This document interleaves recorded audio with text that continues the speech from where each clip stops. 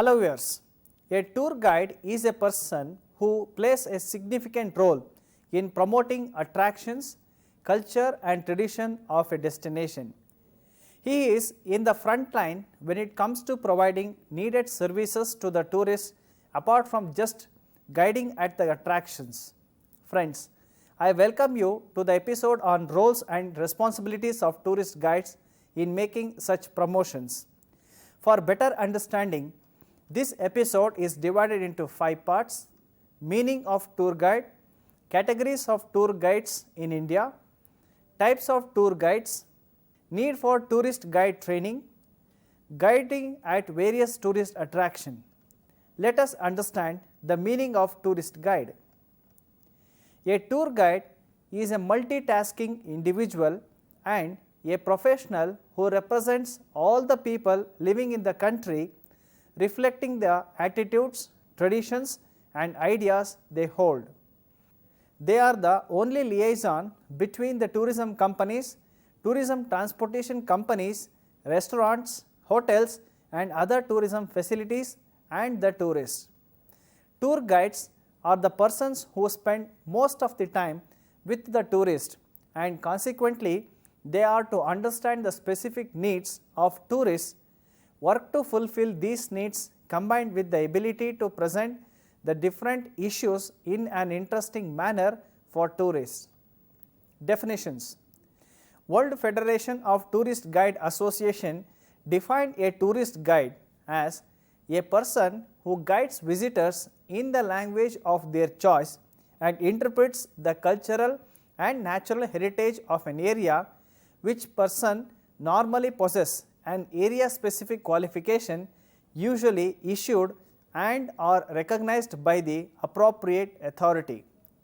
In the words of Kathleen Lingle Pond, a tourist guide is in varying degrees a business person, often freelance, sometimes employee, a travel industry representative, a public relations representative for his or her site, city, region and country, as well as an educator, an entertainer and a public speaker, among other roles.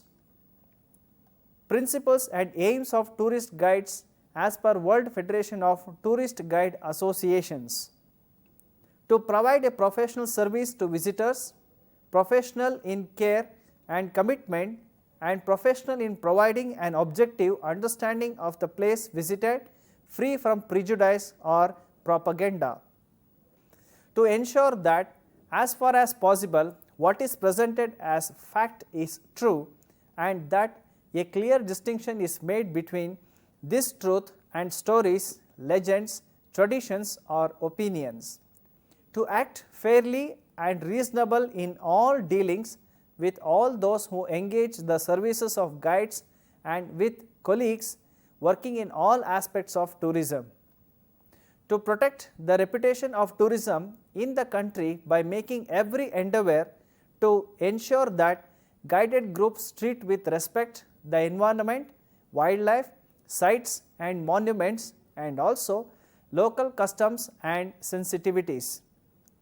As representatives of the host country, to welcome visitors and act in such a way as to bring credit to the country visited and promotes it as a tourist destination.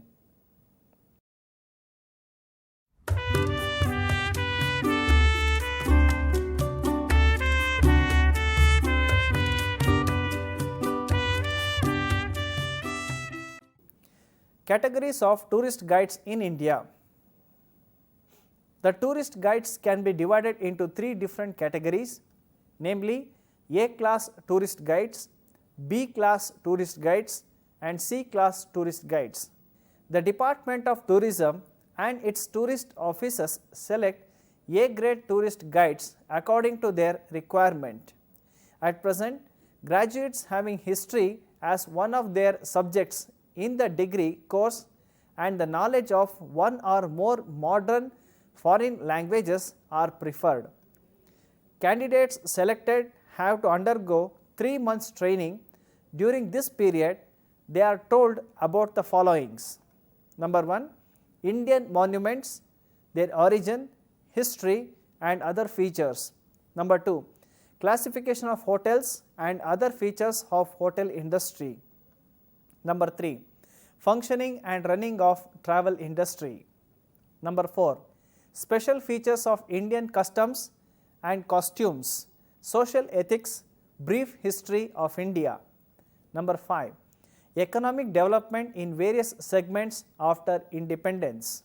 Number 6, wildlife sanctuaries. Number 7, classical folk dances. Number 8, tourist formalities for disembarkation in India. Number 9, passport as one of their subjects in the degree course and the knowledge of one or more modern foreign languages are preferred. Number 10, functioning and visa. Number 11, customs regulations. Number 12, mode of transport. 13, air travel and IATA regulations. 14, sea and rail travel. 15, special concessions for tourists. 16, Indian food and beverages. The candidates are taken around the tourist monuments, local sightseeing and excursion to nearby places. In addition, documentation on slides are used to acquaint them about the far off places of tourist interest. On successful completion of 3 months training, candidates have to appear in an examination. Those who qualify the examination are kept on permanent panel of approved guides. They are awarded certificates and issued identity cards and badges. Every tourist guide must carry the cards and the badge at the time of conducting the sightseeing. The Department of Tourism also organizes 3 weeks refresher courses for approved guides and information assistants through its field offices in India. There are facilities for language courses for the approved guides. Grade B and C guides are approved by the Departments of Archaeology, Government of India. These guides are stationed at the monuments. They are authorized in the limited area or in a particular monument or a few monuments situated in the vicinity. They are not allowed to take the tourists around the country.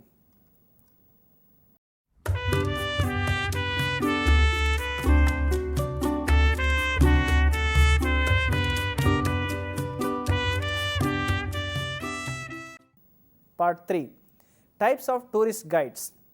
Tourist guides are characterized on the basis of the nature of tourist place they guide about.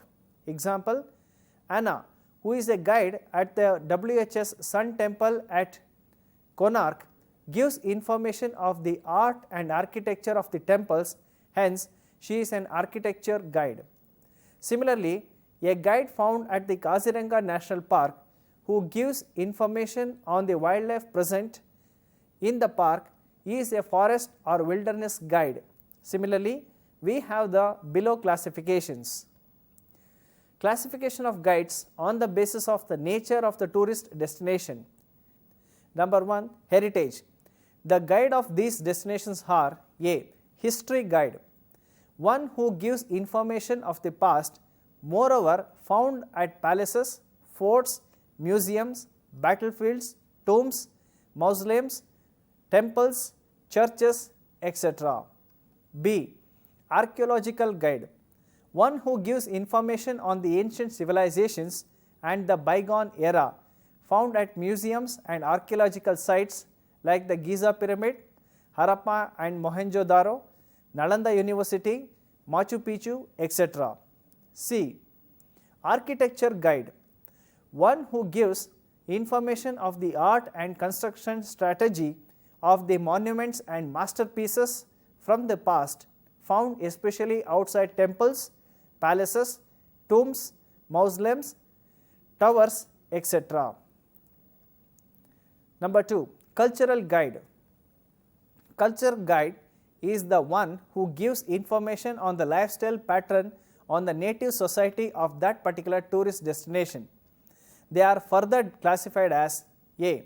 Cuisine guide, one who gives information on the agriculture, cultivation and staple diet of a place, delicacies of that region and where to eat what and when. He or she takes the guest around the city, making them taste specialties prepared at different food shops and restaurants. Places visited are farms, restaurants, sweet shops, chocolate factory, cheese factory, vineyards, orchards, etc.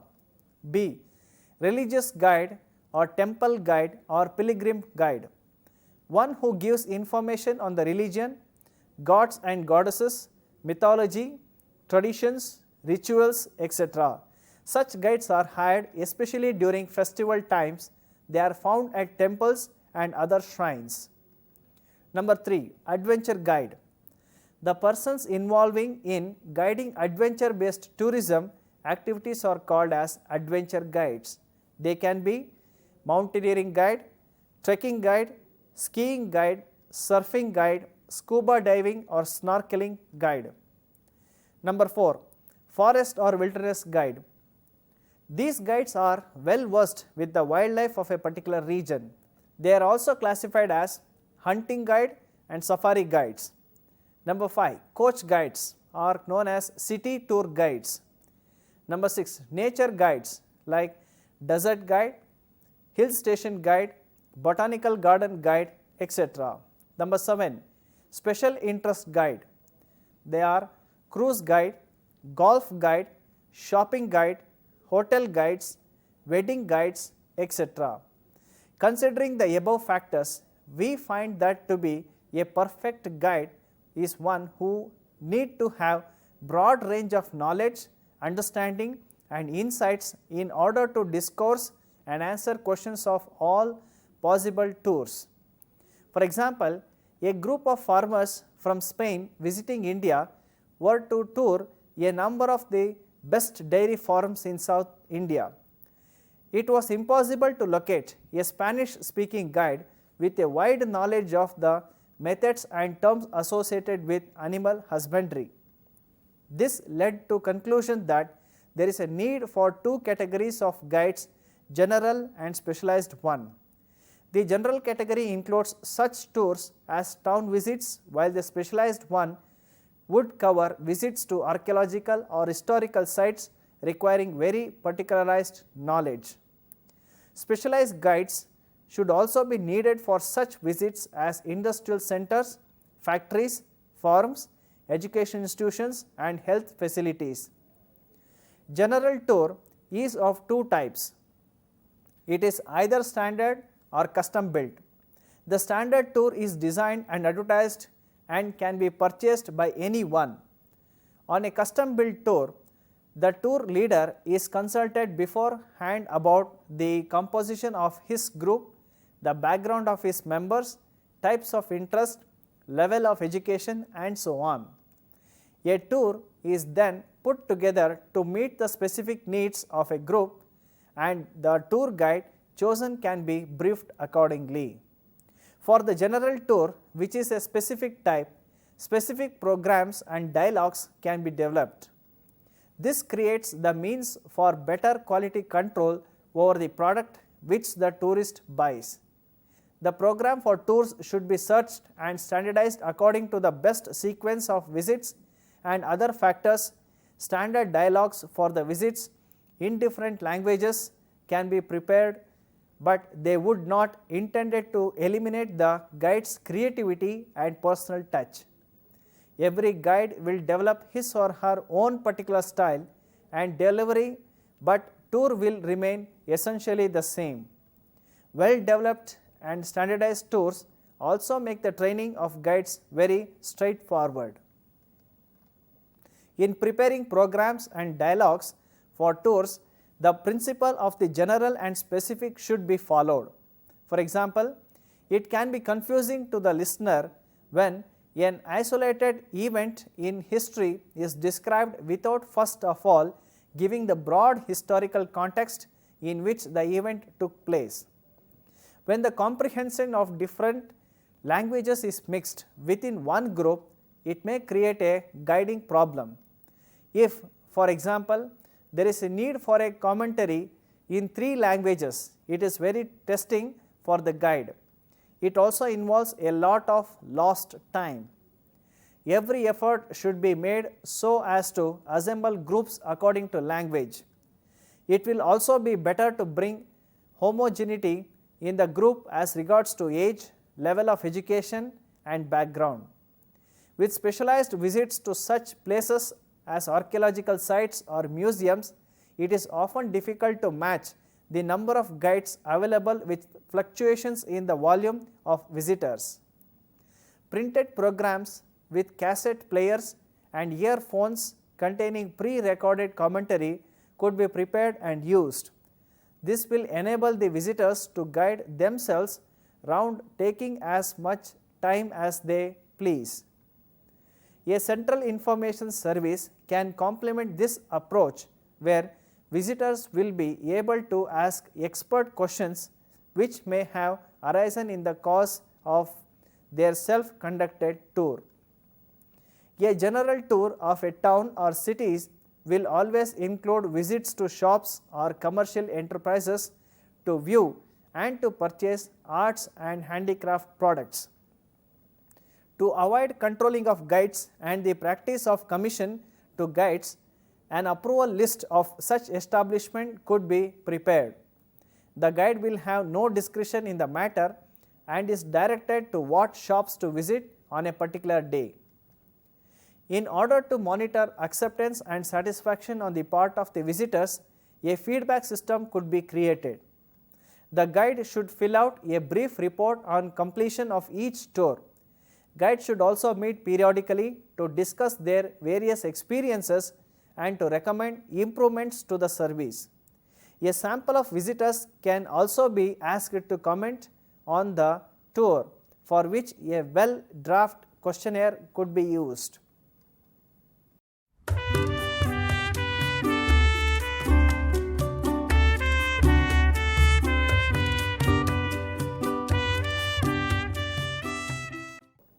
Need for tourist guide training.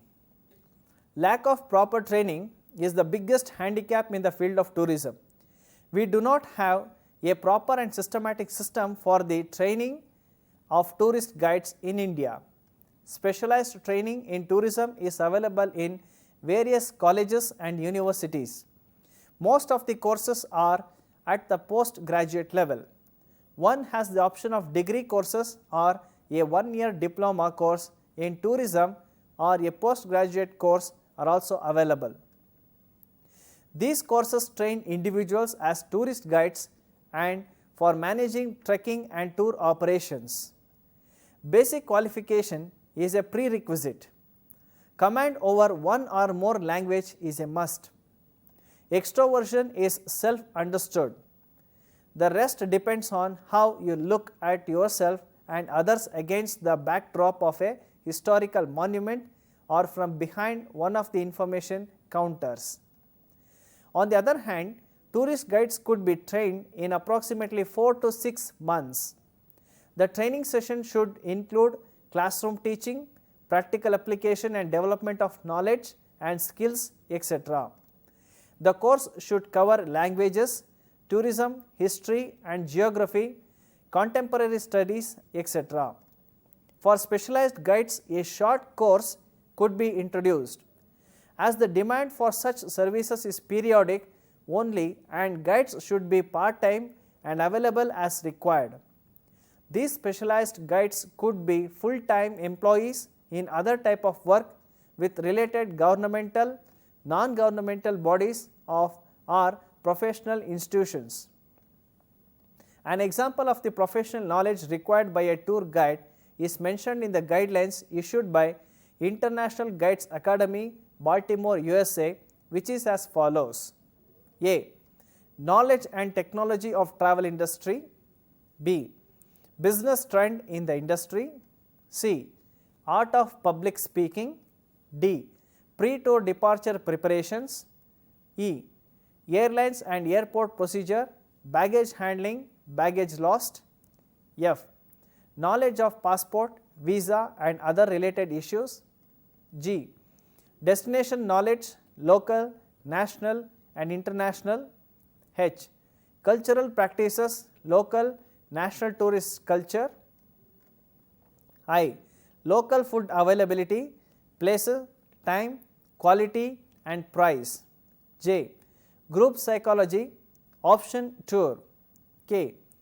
Special items of that location. L. Emergency handling, health, police, safety and security. M. Accommodation availability, check-in and check-out times. N. Motor coach commentary.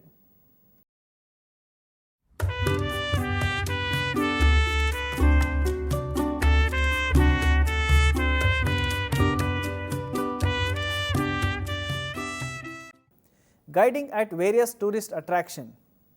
A tourist guide is supposed to work for 8 hours for full day sightseeing. During these hours, he is supposed to tell the tourists about the places visited. It has been observed that he has an unlimited scope for his work. His work multiplies from the situation to situation. He has to do many works for his clients. His duties can be explained as follows.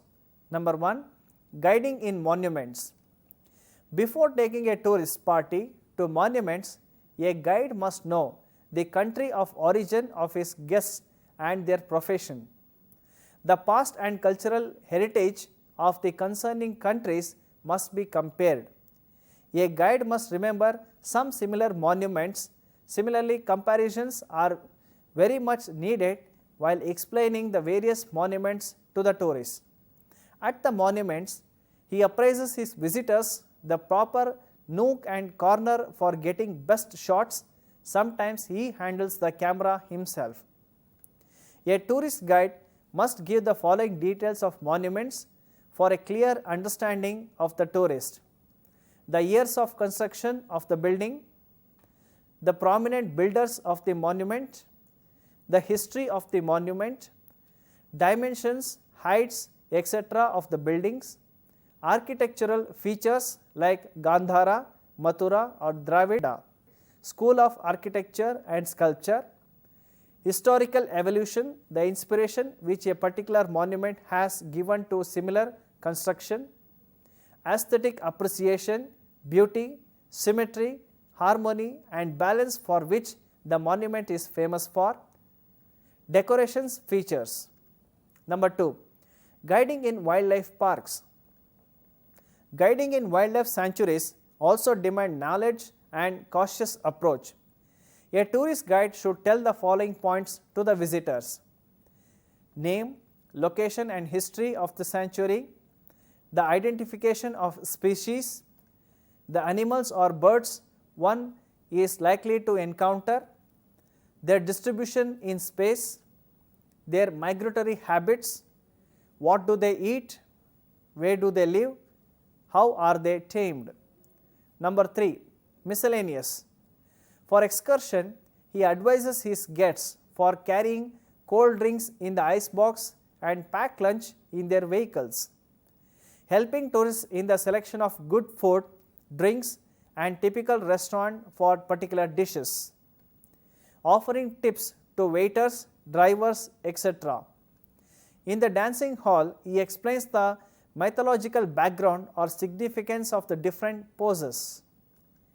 Purchase of souvenirs, picture postcards, books, postal stamps, films, cigarettes, etc. Choosing other place of interest in the tour in the vicinity.